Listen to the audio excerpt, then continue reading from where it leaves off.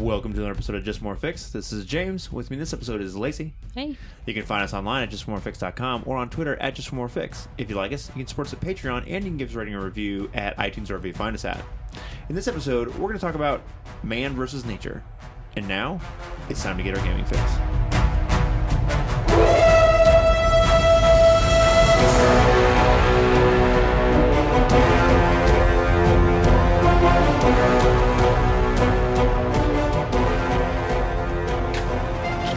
I'm Willie D. Nelson from All Things Good and Nerdy, a pop culture podcast, part of the Gonna Geek Network. Just like the show you're checking out now. Shows on the network are individually owned, and opinions expressed may not reflect others. Find other tantalizingly geeky shows at GonnaGeekNetwork.com. Welcome to Just More Fix. Couple quick announcements before we get things rolling today. I keep saying that, and I really want to stop doing it, and it makes me crazy. Anyway, Hastings Party is moving right along. We got all the finalized artwork for it, and it's all in the final stages of layout. So I am finalizing that this week, which is kind of part of the reason why we are behind on recording, is because I've been kind of focusing on that to try and get that done before Gen Con so that we can deliver those to any of you Patreon supporters that are going to be at Gen Con, and also maybe so we can get it in the mail before Gen Con for any of you that aren't going to be there. So you can have something awesome for your Gen Can't. So you've been focusing on one thing to the exclusion of all other things? Well, not entirely, but the other part of the problem, which has slowed us down, is the main I like how you're fiber making optic. excuses. I was being sarcastic. Like, I'm not at all shocked that that is it's all right. Well, I want to continue to meet the deadline or whatever. You know what I'm saying? Like, that's important to me. It's one of my pet peeves for other projects, and I get things come up, but like, I feel like if you're committed to it, there are a lot of ones that you can prevent from getting pushed back. And I'm also of the opinion that a lot of people let, like, I'm in a bad mood today, I'm not going to do this. I'm like, well, it's like work, man. Like, when I'm in a bad mood, I go to work. You know what I mean? You know, so I kind of feel like, suck it up, Buttercup. Yeah. I'm Make it sad happen. that that's the case, though. Right. So the other part that has slowed us down, though, is that the main fiber optic cable for the entire town that we live sort of next to 200 people. Maybe an overestimate. Got taken out in a recent set of storms. So we have no internet at this time. So it's kind of slowed things down for us. So because of that, some storms that rolled through, the fiber optic cables are not cables, cable. I think it's singular cable. The main fiber optic cable that feeds our internet is destroyed, severed, kaput. And so we have no internet right now. So we're kind of trying to, muddle our way through and sort of like make it work or whatever. We're at the mercy of the lone cell tower that manages to reach this far. Right. So that's sort of why we're kind of... things have kind of been in a little bit of flux here, so hopefully that gets repaired. They don't really have an ETA for it, which is a giant bummer. They don't. But yeah, they just don't, because, well, hooray.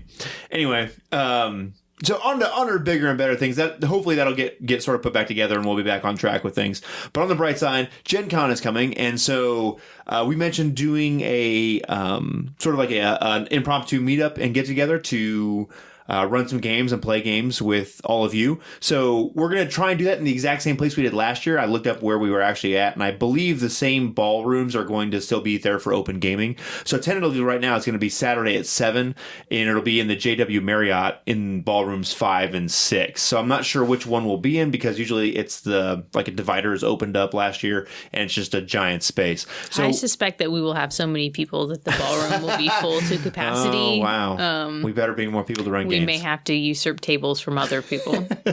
So we'll be there, and we'll have some signage and that kind of stuff on the table, so you'll be able to find us. And we plan to be running... I'm planning to bring Troubadours, and then we'll have Worms and Hastings Party there as well, for sure. And then we'll just see what people want to play, and we'll probably bring some other stuff. Lacey has that awesome mall crawl for Pip Core System, and we've just got loads and loads of games we've been running for our indie game days. So we're planning to bring those along, and we'll see what you guys want to play, and hopefully we can, have an awesome meetup and run and play some games. No tickets necessary. Yeah, no tickets. Just show up and have a good time. So $0. The other caveat to that is that if there is not open gaming space in the JW Marriott in Ballroom 5 and 6, we'll be posting up on our social media. That'll be both on Twitter and on the Facebook group where we will be at. So that way, if there's some kind of change of plans, we'll be able to get that figured out. All right, so I think we're going to jump right into it today. So today, to set this up, there's an awesome podcast I listen to called Writing Excuses, and it's really just about fantasy and sci-fi writing, like novels and comics and short stories and flash fiction and stuff. And so one of the recent episodes they just had, they focused on sort of man versus nature and using the setting or of the story as the antagonist, right? And so in literature and stuff, this is a huge genre and of like adventure fiction and survival fiction. And it's kind of weird that it's a huge part of that world, and it's very closely tied to fantasy and like adventure stories and that kind of stuff, but hasn't really made its way in an effective way, I feel like, in RPGs. Does that make sense? Yeah. I would say that's probably... I can't think of any RPGs. I'm sure there's one. There's always one. Yeah. Well, but I can't think of any off the top of my head. There's some that incorporate it, but I feel like there's none that, like, that's the central premise of it. So to give you guys some examples of some sort of, like, setting as antagonist or survival novels or stories or whatever, the first one that comes to mind for me is basically anything by Jack London. Like White Fang, Call of the Wild, all those is sort of like this man versus nature kind of thing, right? Mm-hmm. So do you have any examples? Aside from Jack London? Yeah. Well, The Hatchet. Yeah, I kind of soft pitched that one into my favorite book in that genre. Mm-hmm. You know, young adult. For Hatchet, and they actually mentioned that one as like the quintessential version of this genre, right? It's like young adult fiction, and it is all that is awesome about this sort of survival fiction distilled down to its very essence. It's not a very long book. It's short. It's pretty short, and it's really, really good. Basically, the premise is there's a teenage boy, I believe he's like 13 or 14, something like that. He gets a hatchet for a birthday present, and he puts it in his suitcase. And then it causes his plane to crash. And then he is on a Cessna flight. Yeah, don't take the hatchet on the plane. So he takes a small plane to go visit his father, and the plane crashes because the pilot has a heart attack. And then that's where the story sort of takes off from there. I don't remember like where it's set, but I feel like it's like in northern Canadian, Canada. Alaska area. Yeah. Okay. It's in the Canadian wilderness. I remember woods and like bears and like lots of mosquitoes. That's what I recall from the story, and berries that give you diarrhea. That's basically the description of my entire the wilderness. Camping and excursions into Canada, minus the diarrhea berries. I did not eat berries and get diarrhea while I was there. I did have encounters with bears, and mosquitoes are like the national bird, so those are both very true. Besides the Hatchet and Jack London, do you have any other examples of this? Yeah, the movie that came out a couple years ago with James Franco, 127 Hours, where he gets trapped in the cave. Yep, that's a good one. Mm-hmm. So I have another book, which is actually my favorite book, 127 Hours. So my next one is actually my favorite book is The Iceberg Hermit, and it's a story about a young boy that goes onto a whaling ship as a greenhorn, and they hit an iceberg, and the ship sinks, and he ends up surviving the initial shipwreck on an iceberg. And so then there's all this trouble and trying to survive that comes along with that. And it's another young adult book. I read it when I was younger. It's pretty thin, but I would say about the same size as Hatchet, but it's a book that I really, really, really loved. So, and it's cold and terrible, which is just something that, you know, along with that Jack London stuff, is awesome. I feel like maybe it's a little bit debatable if it's man versus nature or like more of a man versus magic scenario. But The Girl Who Loves Tom Gordon. I don't know what that is. It is a book by Stephen King, and the girl gets lost in the woods. Okay. And it's about her trying to find her way, but there's some other stuff that happens with like a bear, but it ends up not being exactly a bear. I don't know. There's Stephen King weirdness that happens. But anyway, it's like singularly her and lost in the woods. Okay. Right on.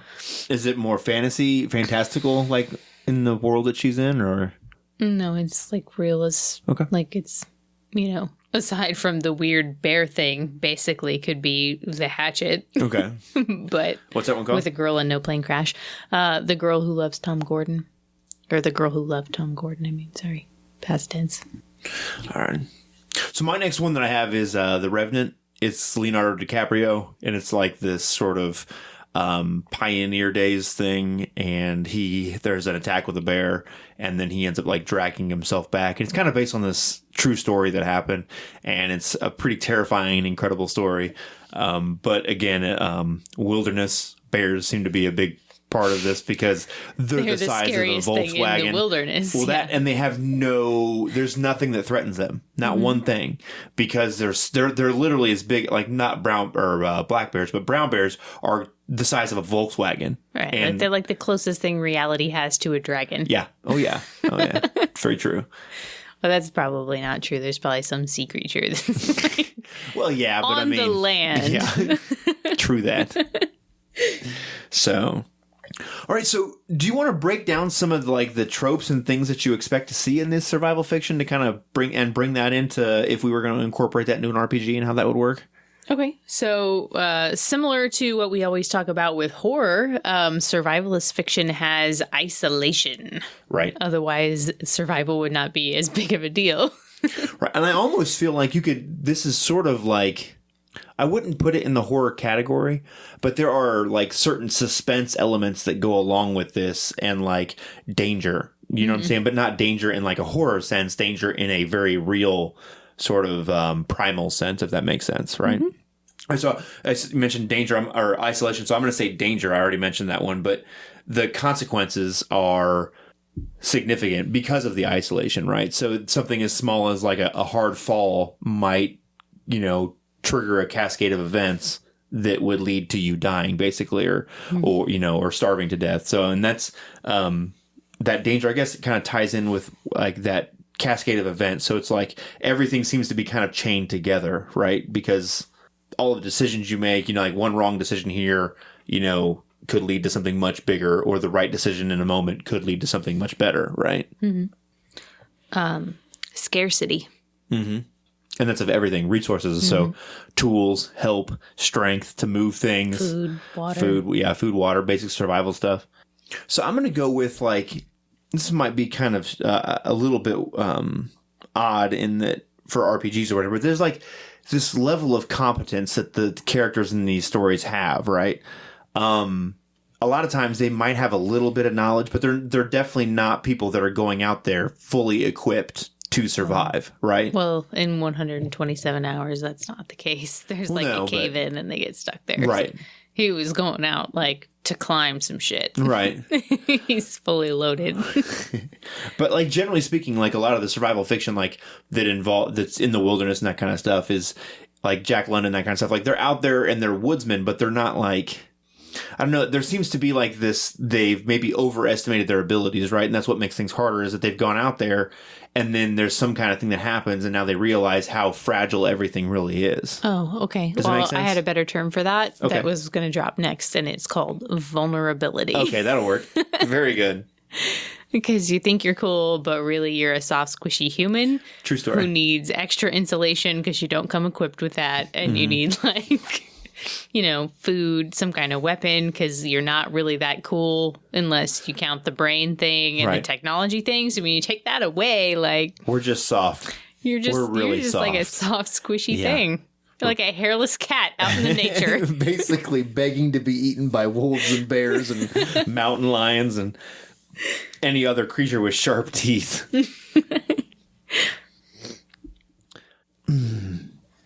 I think like those are the big ones for me. I think you're right. Something that they mentioned on the Writing Excuses podcast was they talked about like there's a goal for your character, right? And when you read a story, usually the main goal that the protagonist has is like some giant goal, right? And that's what makes the story. So it's like your campaign arc, right? There's some big thing they're trying to do, right?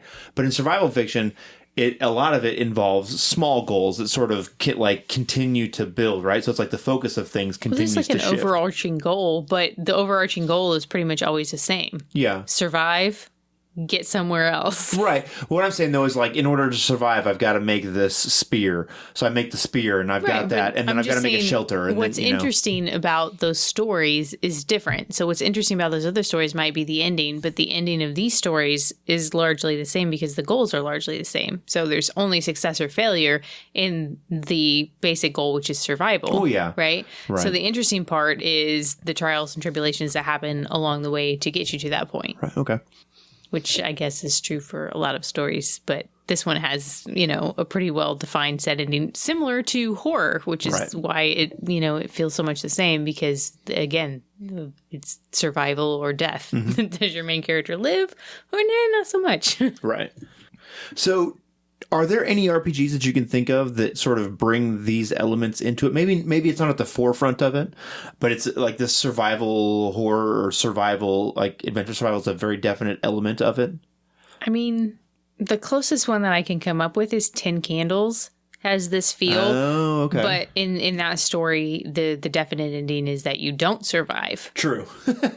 But, the plot points along the way and, that it feel very much the same. Right. So for those of you who don't know, I think we have a review of 10 Candles. We also have an actual play. So if you're interested in that, it is a sort of survival horror RPG.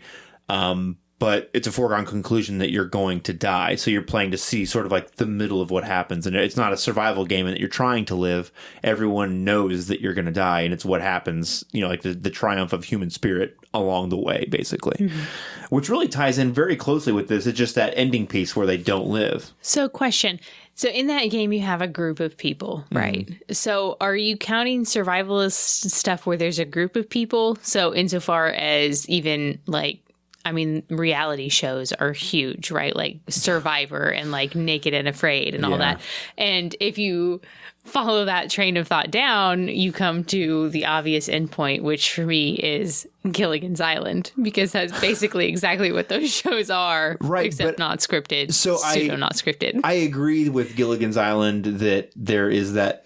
You could say that is survival, right? But it doesn't have these elements. They have them in like a comedic way. They have, it's comedic, but there is isolation. There is scarcity. I guess the difference is that there's no real consequences happening in Gilligan's Island, and that's what makes it from like comedy, shifting it towards like the setting as man versus nature, right? Because that's not man versus nature. That's just a captain and his little buddy and a scientist that makes radios out of coconuts or whatever, right? So that's, you know what I mean? I forgot one of my favorite books that is now one of Isaiah's favorite books because I had him read it. The K. What's that? So there is a young boy and an elderly blind man that are shipwrecked on an island. Speaking of Gilligan's Island, except it's not humorous at all. Right. All right. So besides 10 Candles, are there any other ones that you can think of that are that way? I know we talk about it a lot, and I almost feel like if you want to include some weirdness and supernatural elements to it, that Bluebeard's Bride actually fits this category.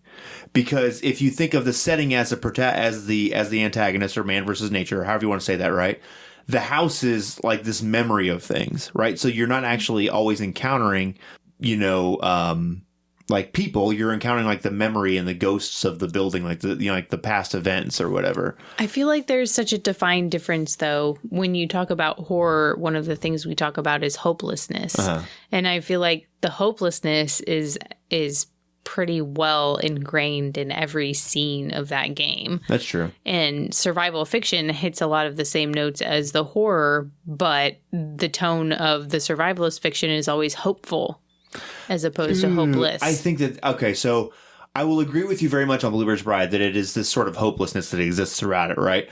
But with survival stuff, I feel like it has highs and lows, right? So the initial part is you're low because you've crashed or wrecked or stranded or whatever, right? And that's low. And then there's some small successes that gives you a little bit of hope.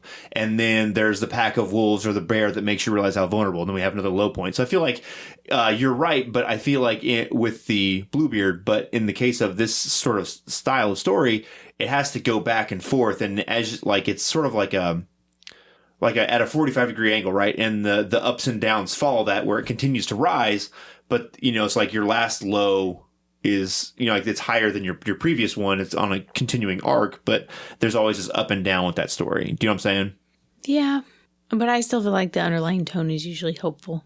No, I think it depends. Like, because if you watch Alive is a great version of it, where you're talking like a group of people, right? So it's a soccer team that their plane crashes, I believe, in Argentina, in the mountains in Argentina, and they end up having to eat several of the people that died in the plane crash to survive. It feels very hopeful to me. And I mean, like, you know, if you want to break that down, I mean, fine. they ate people that were already dead, so it's not like they killed people to eat them, but, you know, at the end of the day, they always know you ate Larry, you know, so. All right, so, so I mentioned Bluebeard. Do you have another one, maybe? I agree, Bluebeard is a little bit of a stretch, but I feel like it kind of, to give an example of some other areas to pull from. It's not exactly the same, but I get the survivalist feeling from A Quiet Year. Oh, yeah. I agree. When you're talking about danger and scarcity and vulnerability and isolation, like it hits all of those points. I agree. Yeah, and it definitely drives home. Like there's something else, like a project fails or whatever, and it kind of continues to build on and have these ups and downs that go through. You're definitely right. And there's also this impending thing that's coming with the Ice Shepherds. So there's a limited amount of time. Yeah. But so I think it's another example where it sort of touches on it, but it's definitely not the centerpiece of it. Do you know what I'm saying? You wouldn't call that like you know what I mean? You know, like man versus nature or whatever, but it's very definitely got some pieces of it there. So I'm going to mention Apocalypse World real quick because one of the threat categories in there is landscape. So it doesn't get brought in as a feature for it a lot of times, but it's definitely there. So like if you think of Mad Max, there's all this stuff happening, but the maelstrom, that big storm is happening and the scarcity of the water. So it's in the story, but it's not the centerpiece of it. Well, do you know what I'm saying? That's kind of why I wanted to talk about this when you mentioned it and we were kind of going back and forth. Is it seems like there's a lot of RPGs where there's underlying stuff that, underlying mechanics and rules that address survival type aspects, but they're just nobody is using them. And there aren't a lot of RPGs that are focusing on that. One you didn't mention when you're talking about like the 127 hours story, Veins of the Earth. Oh, yeah. So Veins brings in a lot of that because it addresses light as a resource better than anything that I've seen.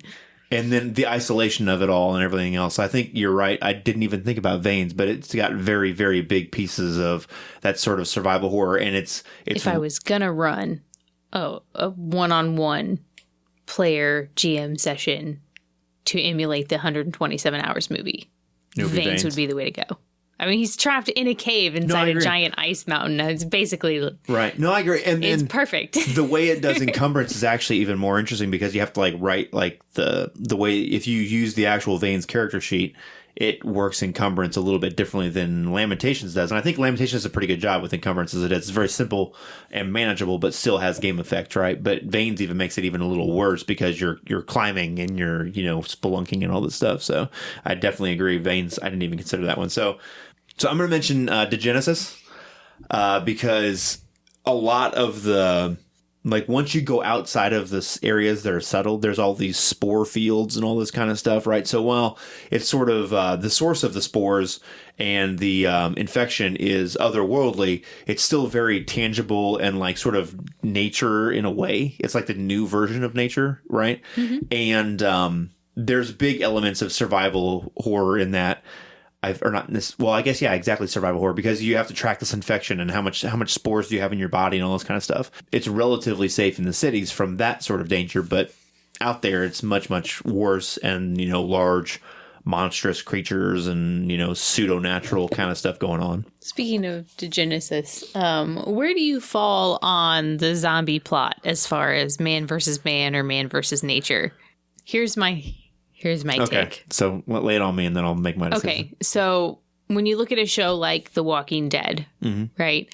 So there you have a zombie backdrop to what is a pretty classic man versus man drama. Yeah. Right. Essentially. But then you look at a story like I Am Legend.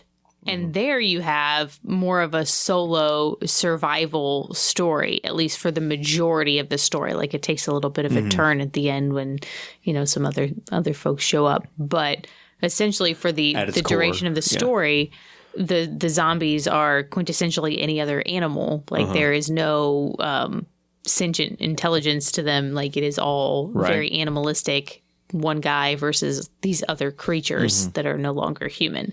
I was going to point 28 Days Later in that case too, where it's like sort of like that one guy that's not similar, doesn't have the rage, and it's very similar. So I guess if I had to shoehorn it in there, I would say it's very close to Man versus Nature. But a lot of games that you're going to play are going to probably follow more of the Walking Dead style, where there's zombies happening, and that's sort of the setting, but it's still this interpersonal drama that's happening, unless you're playing more of a hack and slash version of it. I think you could run it the other way. And what is that? Day After Tomorrow?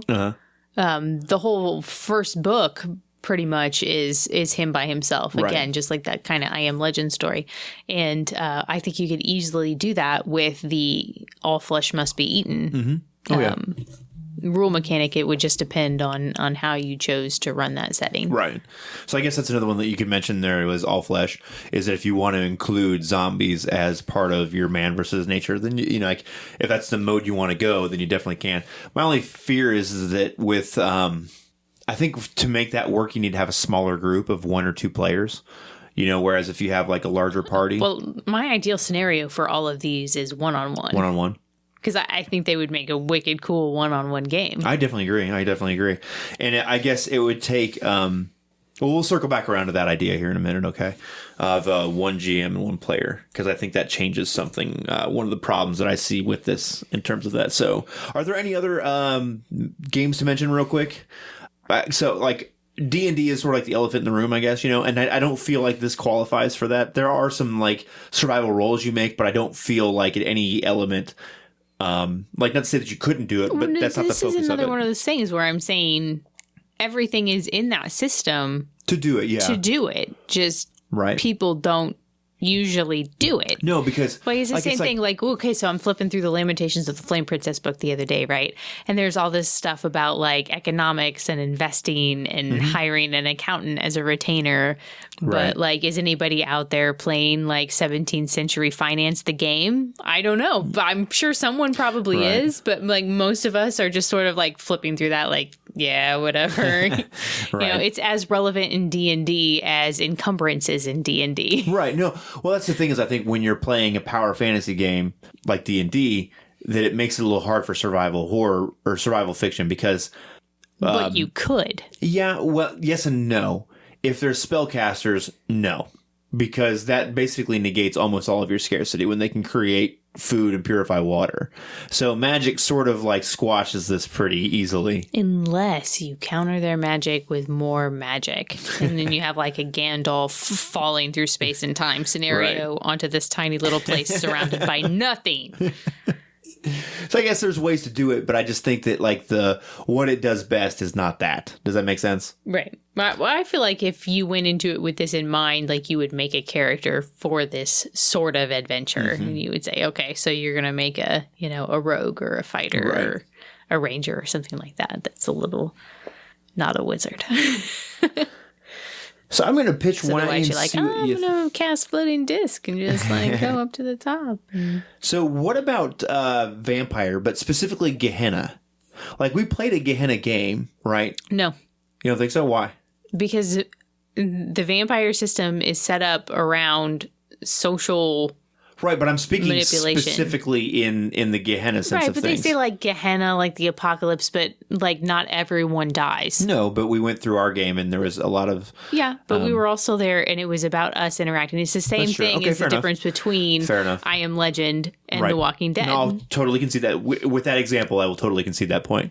I'm just like sort of envisioning going through my mind on the bookshelf that we have of the other games that are there. I think that's really pretty much it. Because White Wolf stuff doesn't really qualify, I feel like.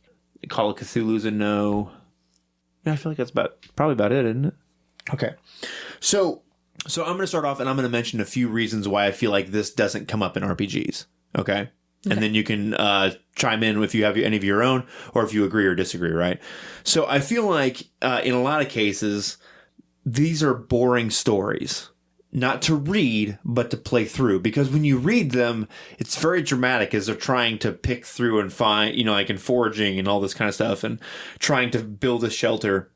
There's all this drama and tension built up around that. And that's really kind of hard to convey at the table where it doesn't take just a very short amount of time, right? So the moments that you have of the sort of like survival moments are very compressed because, while you don't mind reading a chapter about this moment of struggle, you don't necessarily want to spend a ton of time focusing on that at the table when you've got several people or whatever, right? I see what you're saying. And I will say that you can fix that problem with one thing. What's that? A timer. Okay. No, that's it. That's all you get. I'm not going to elaborate, period, in the discussion. All right. So we just lay a timer on the table. And when I have an infinite amount of time as a player to decide what my character is going to do, then what you're doing from a survivalist perspective comes down to simple math. Right. What am I the best at?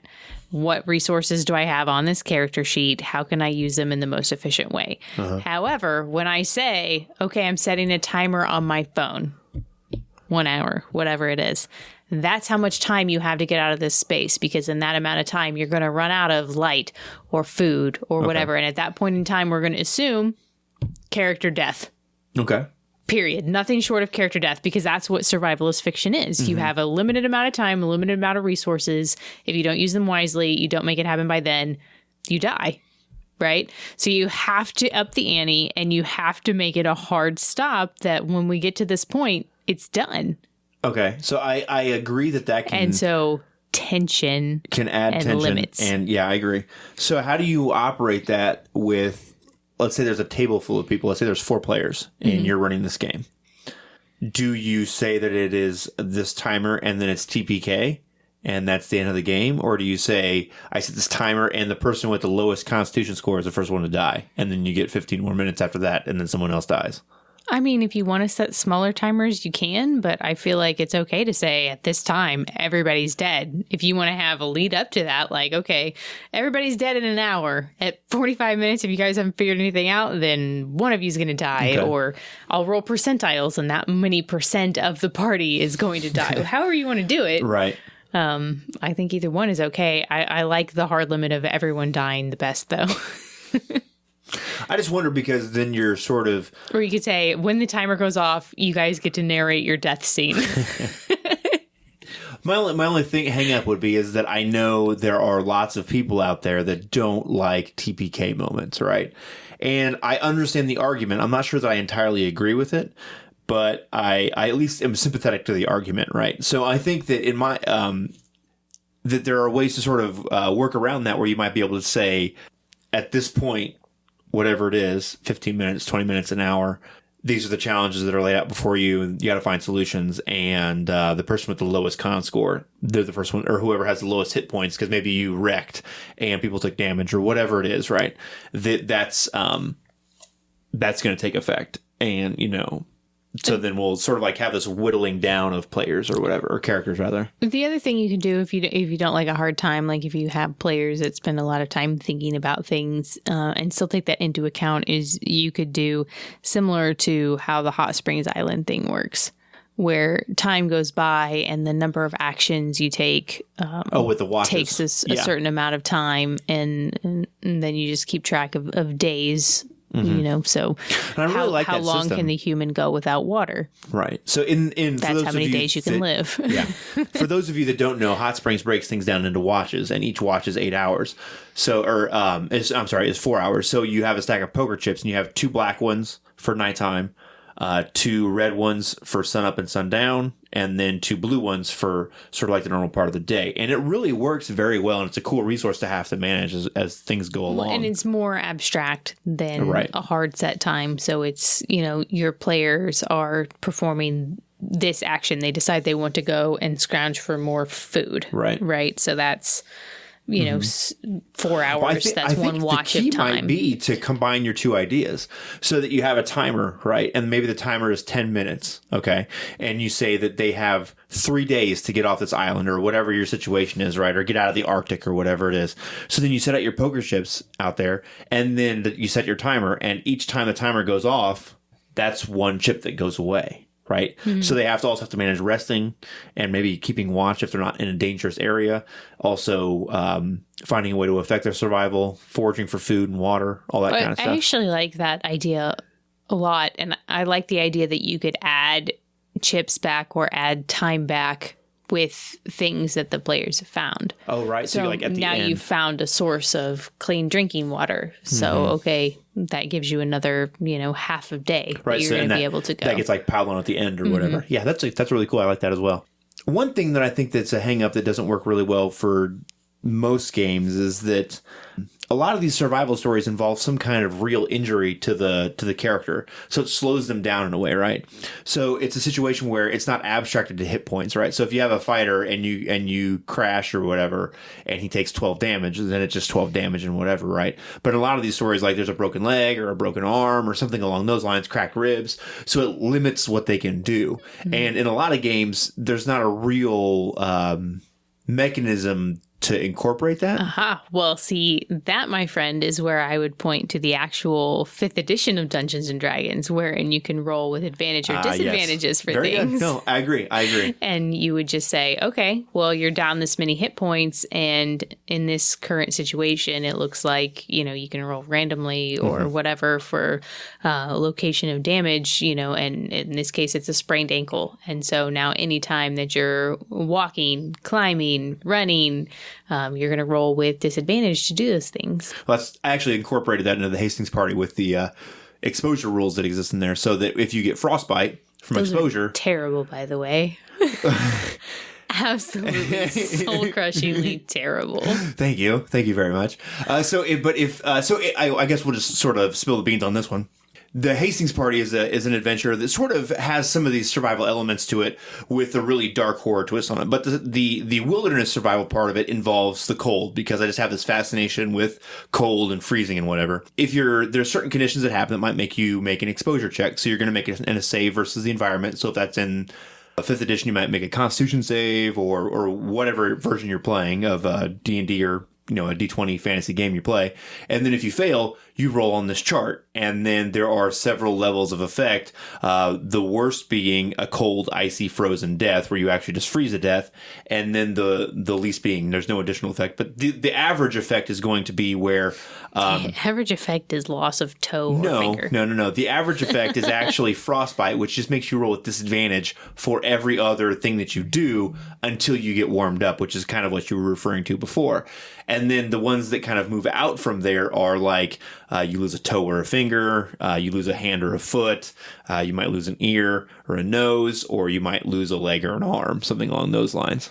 Because that's those are very real factors when you're dealing with the cold and that kind of stuff. So, and it feels way more impactful than you take. I mean, even half your hit points of damage does not feel as impactful as you lose a toe. Well, it was great, I will say, when I said that, like we were going around the table for what the effect was, and each of you had made the save and then had rolled 3d6, and I was like, okay, what'd you roll? And we're going around.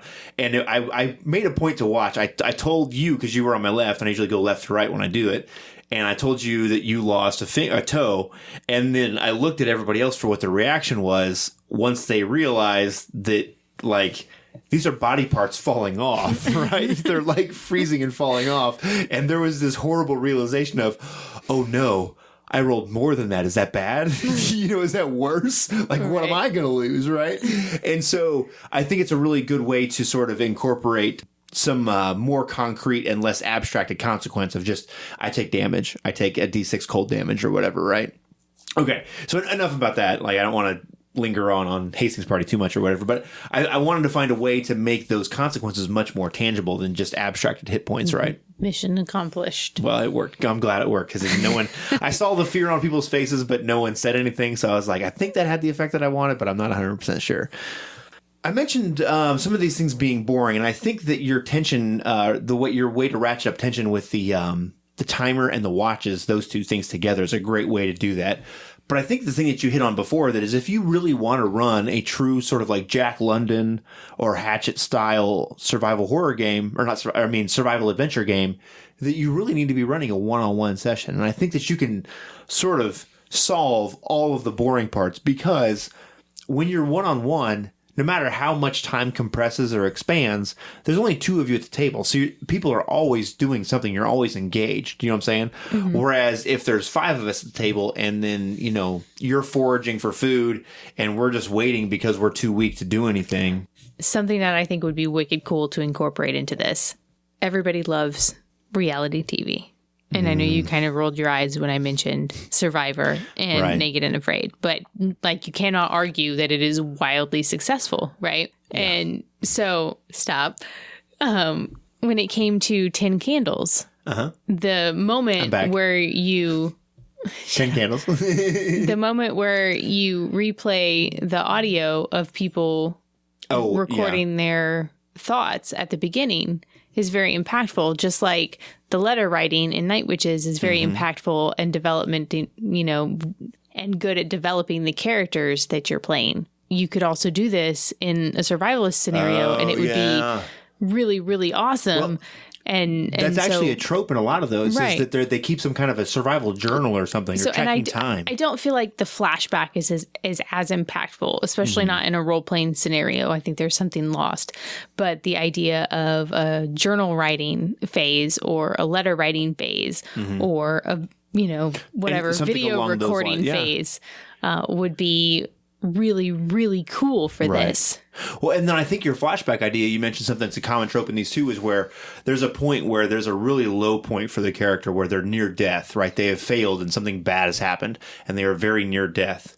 And in that moment, that sort of like trance-like state, they have this flashback or this dream or this memory of something back home that sort of like reinvigorates them and gives them hope. Do you know what I'm saying? Well, and it's like the idea in Trail of Cthulhu, right? Like with your touchstones and like what is it that keeps your character going when other people would just give up? Right. Those touchstones are just such a good mechanic for everything, because like in Trail, they do a really good job of sort of like what keeps your character grounded and not losing your mind right away, right? But I feel like in every other context of genre and RPG, like they might have a slightly different function, but it's so easily and importable to the game that I think it makes sense to sort of bring those touchstones into every game that you run. Do you know what I'm saying? And in this case, it makes sense because I can see like my touchstone might be... I don't know, something with my family somewhere. Maybe I have unfinished business with them and I feel bad. Like I might have this terrible relationship with my father or whatever. And then I have this sort of like near-death hallucination dreamlike state that happens. And I realize, oh no, I don't want that to be the last thing that happens. I've got to survive. Right. And that might be the fuel that sort of pushes you on. And that would come from a touchstone. I really think the best way to do this too is not... So I said a letter writing phase. So we kind of do that in Night Witches sometimes. Right. But you have us read the letters at a point generally where it fits with the storyline. And I think that the best way to incorporate this in the survivalist fiction is just where you would see it in the story. So like you said, when the character is down and out, this is when it happens. So maybe this is, you have like so many saves that you can utilize during a game. So when my character is down and out, I dig deep, I reach out to that one person that I'm holding in my mind, I take that moment to write the letter to that person, and that allows me some kind of bonus or some kind of ability to, like a refresh to pull through that event. But there's a limited number of times I can do that. Right. Or ladies and gentlemen, we've just created a game. I'm thinking about this, and I have something to kind of come around to about the environment, and maybe a way to actually work the environment as an actual character. But I think this very closely ties into that, because then you have a way to sort of like remove consequences or whatever, and maybe, like we all know the stories where like the arm isn't healed, but it's just you find a way through strength of will to sort of like overcome things, right? And that's like a lot of these stories come from true accounts of actual events, right? So it's not outside of the realm of possibility to think that you could just, like in the Revenant, the guy gets attacked by a bear, survives, and like drags his way without the use of his legs back to this sort of like pioneer camp or whatever, right? And that's a real thing that happened. Like people survive incredible things, right? Yeah, and we're all wondering. We're like Miracle Max in this situation. Hey there, what you got that's worth living for? Right, exactly. I think we'll kind of start to pull this to an end here, but I have one thing to sort of like an idea to pitch at you, right? And I think it really definitely fits into your one GM or your one-on-one session, right? So what if we actually make the environment as a character? So, like, lots of games are set up into which where this is your character and then these are the bad guys you fight, right? Mm-hmm. And I'm specifically thinking and referencing Fate in this case. Because I could see a very definite situation where you would make your environment as a Fate character, right? So what's the high concept of this character? It's a rugged, mountainous, Arctic terrain, right? What's the trouble here? You know, like, and you could go down and make several aspects related to it. And it might have a couple, not necessarily skills, but maybe approaches for how it goes about doing things. And then as your character goes about doing things and building a shelter, maybe he's actually making rolls, against the environment as a character or whatever, right? Mm-hmm. And then as you progress things, and for lack of a better word, in sort of like the Fate terms of things, maybe they are causing consequences to the environment. And it's not like the environment is being broken, but it's like the story coming to an end. So once you fill the final consequence box of the environment, that's the part where you get rescued or you escape. Does that make sense? Mm-hmm. Do you feel like that is a mechanic? And I realize, like, in a D&D sense, I don't think it works, right? Because you don't want to do like, okay, I rolled to make my shelter. That does a D6 damage to the Arctic. That's kind of lame, and I don't like that, right? Hold on. Okay. Just because it's not Fate doesn't mean you couldn't make the environment a character. Right. Because your environment can have stats like anything else. Like, okay, so do you have to give it a dexterity score? No. Okay, but you could give it... You could set size limits on it, right? Mm-hmm. You could give it special abilities, similar to like spells. So you could have some kind of so many times a day, or like blizzard or whatever. Right. Yeah. Weather effects. That's a great one. Summon creature. Right. There's no reason that couldn't be a thing. And I was envisioning those as aspects that you would tap or spend fate points for, because the GM has an allotted number of fate points for each scene, right? Mm-hmm. Or in the same way, you might have stunts that involve, once per scene, you might be able to, call in the wild or whatever. So there's like a bear or a wolf or whatever it is, I agree that you could do it with a D&D style game if you wanted to, but I feel like the easiest fit to slide it into would be Fate, because the way you sort of describe things really works well for an environment. I see what you're saying, but I kind of disagree. How so? It's abstract. I could see where that would be beneficial in some ways, but I like the more concrete. Okay, so let me give you an example. Stats of D&D for a survivalist type scenario. So let me give you an example now, okay? So I think the aspects you can kind of, like, you agree that works pretty well. At least that part of it, right? Mm-hmm. So, like, you're going to just, like, literally write out one-sentence descriptions of the environment that you're in, right? And then I was thinking in sort of like a Fate Accelerated mode, not with the skills, but with Fate Accelerated, with your approaches like brawny or crafty or, like forceful or whatever, right? Because a lot of these environments, I feel like they're either forceful because like just the unrelenting pressure of the cold or the heat or whatever it is, right? Or, crafty might be like there, I can see where you could sort of like kind of work some of the approaches into the way you would incorporate the dice rolls. Does that make sense? Mm-hmm. Now they would have lots of them probably a +0 because it's not, the environment I don't think is flashy, right? You know what I'm saying? Unless in a survival sense, like it might be very beautiful, but it's not going to come into play, right? Unless you're stranded on the Las Vegas Strip. Right. So that's kind of where I was going, is that it's easy to find mechanical ways for the environment to resist them, so that you would be, the environment is just going to constantly be forceful. So it might be up at a +2 or whatever. So when you try to go trek across the tundra, you're going to be rolling against the forceful, and then it would be aspects that you could tap that involve an Alberta clipper of the winds that come down and are frigid and freezing or whatever. Does it make sense? Mm-hmm. I just thought conceptually it was really easy to sort of kind of put those together. And I think that you can definitely do it with D&D. I just think it takes a little more finesse. I guess what I don't like about it is the non-specific distance and obstacle overcoming, I guess, I don't know what the word I'm looking for is there, parameters. I like a very measured sort of thing with my survival fiction. Well, I think... because everything else is very measured. Yeah, and I think you're hitting on something right there, because a lot of stuff in Fate is abstracted, right? And you're not whittling down hit points or whittling down constitution points, maybe. So but like more specifically, like distance is very abstracted in Fate, and hit points are abstracted in Fate, and those are things that are very core in importance to a survival kind of scenario. Right. I can see where you're coming from. I agree. I just think if I was going to run this game, I really like the idea of doing it with more of a Fate-style game where it's one-on-one. I think you totally hit on something with the one-on-one if you wanted to do like this survival adventure man versus nature thing, that's really the way to do it. And I think you could easily make it work with Fate. And then you can incorporate sort of like you have a character and then I have a character, but my character is the environment. And you know what I mean? You know, I think I like the idea of it. I think it's really kind of cool. We should try it and just see how it goes. I don't know. Maybe do one where you run a Veins of the Earth one for me, and then I'll do one where I run a Fate version for you. I think it could actually be very interesting with the gumshoe system. Oh, holy crap. Because it's a point spend, but you only have so many point spends that you can use. That's freaking genius. You could use letter writing for refresh. Whoa.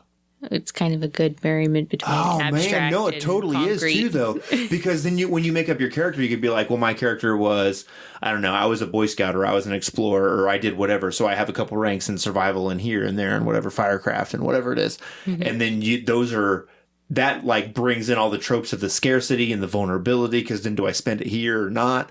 Whoa, that's really good. That's really good. I think, you know what? I think the sweet spot is actually the combination of Fate aspects with the gumshoe style ability spends together. Do you know what I'm saying? Because then you have the scarcity of the resource management going on, but then you have some like these really cool descriptive aspects that you have to sort of like bring things together, and then you bring in the touchstones and your letter writing, and I think that's like a full-on one-on-one game. That's really cool. Well, I'll admit I'm a little partial to this because I love this style of story. I really, really do. Like, you know, sailing and like that Heart of the Sea book that I read and all that kind of stuff. Like, it really calls to me. I really, really enjoy this kind of literature and stuff. And that hard slog of suffering and enduring, I really like. So, right on. That's very cool. I'm writing that down. I'm calling it Gumshoe Fate Survival. And I'm putting a square around it. It's a thing now. And I'm going to do something with that. And we'll see how terrible we can make it. Right on. That's really cool. That's a good idea. Thanks. Perfecto. I mean, my Fate part is in there too. I'm just saying. Right on. All right. Very cool. So do you have anything else to wrap this one up? Or do you like this kind of stuff? Yeah. Yeah. I got a little frustrated when we were naming stories, though, because, and that's kind of why I come up with The Girl Who Loved Tom Gordon, because I took a second. I was like, can I think of a single story that is not a young boy? Oh, right. Where this happens. I agree. A single one. I agree. But a lot of this fiction is older. Like Jack London, I think those got written in the 30s, maybe sometime, early teens. So I hear what you're saying. I don't care. I don't disagree, and I'm willing. Like, women are just as capable of surviving as dudes, obviously. Right. Do you know what I'm saying? I mean, I would argue that maybe the reason it's not as prevalent is because we're just better at staying out of trouble. That's true. And not doing dumb things. You're way better at making better decisions. To die, but actually, I read this thing that was interesting because it was talking about survival, and actually, women because on average they have a higher body fat content and men have a higher muscle content, that the metabolic needs are better for survival for women than they are for men in those situations. So it's kind of funny though, right? Because like the damsel in distress trope is so strong, but it's like only when being kidnapped. Like, we can't get into trouble on our own and need saved. Like, right. Well, can't get on trouble on your own, need saved, effect your own rescue. Yeah. Well, I agree. One of my favorite things to do, though, is to make the damsel in distress a dude. I think it's fun. Do you know what I mean? I don't know. That just makes me think of Monty Python. Yeah. Like the Prince guy. Yeah. He like writes the letter and like casually walks over, puts it on the arrow, and like shoots it quickly out the window. Yeah, I agree. Right on. Well, do you have anything else to wrap this one up, or no? No, I don't think so. I think this is really cool. Like I mentioned before, like this is I really enjoy this style of story. And I would be curious to hear if any of you out there have run a game that was similar to this or had strong tones of sort of like survival fiction or adventure survival stuff, and sort of how you navigated that, and specifically how you kept it interesting for the players. Because one of the drawbacks I can see is as you run this, those stories are a long slog of hard, small obstacles, like a very small victories, right? And when we think of victories in RPG games, usually they're larger victories, like, you know, like bigger deals, like that you would make a big, like, you're not like, oh, I sharpened the stick. You know what I'm saying? like, come on, man, you know? So, how did you, if you've done this, how did you sort of make those small victories, seem memorable and really cool and awesome? So, yeah, hopefully, you might think about incorporating maybe not the complete to do this as this is your centerpiece, but maybe some ways to make you think differently about how you use your environment in your games and stuff. And I think there's a lot here, a lot of underutilized stuff, because even if you think of movies and media and books that you've read where the landscape is sort of like the secondary threat in the game, you can very definitely sort of take that up and turn the volume on that up a little bit to sort of like amp up the pressure and that kind of stuff. And it can really, I feel like, change some of your games and also add another level of pressure and intensity and sort of like that thriller moment, right, with the watches and the timer and stuff. I think it's a really cool thing to use. Right on. Well, as you guys know, we're a member of the Gonna Geek Network, so quick plug for Play Comics. Danger Girl with Chris Sims. Chris Sims returns to take a look at Danger Girl, its problematic depiction of humanity and the attractiveness of trapezoids in the PS1 game based on the comic series. So you can check there. That is Play Comics, and you can check them out on the Gonna Geek Network, and you can find them at GonnaGeekNetwork.com. As always, if you like what we do here and you want to support us, you can support us at patreon.com/JustOneMoreFix and get access to all of our raw audio feeds, pre-shows, early access to our episodes, and access to our quarterly zine in PDF or print form, depending on what level you support us at. And you can join the awesome ranks of all of our Patreon supporters like Tracy, Tiziano for Lana, Alistair H, Simon Mcnair, Alan White, and the OG Titles. And hopefully this little guys will give you some increased intensity to some of your games, and we will see you guys hopefully at Gen Con. Otherwise, we will see you guys next week. I feel like that was like that one-on-one idea is really fucking badass. Like, for real. Thanks for listening. This has been an episode of Just One More Fix. Music has been provided by Kevin MacLeod. You can find him at incompetech.com. You can support us at patreon.com/JustOneMoreFix or follow us on Twitter at JustOneMoreFix.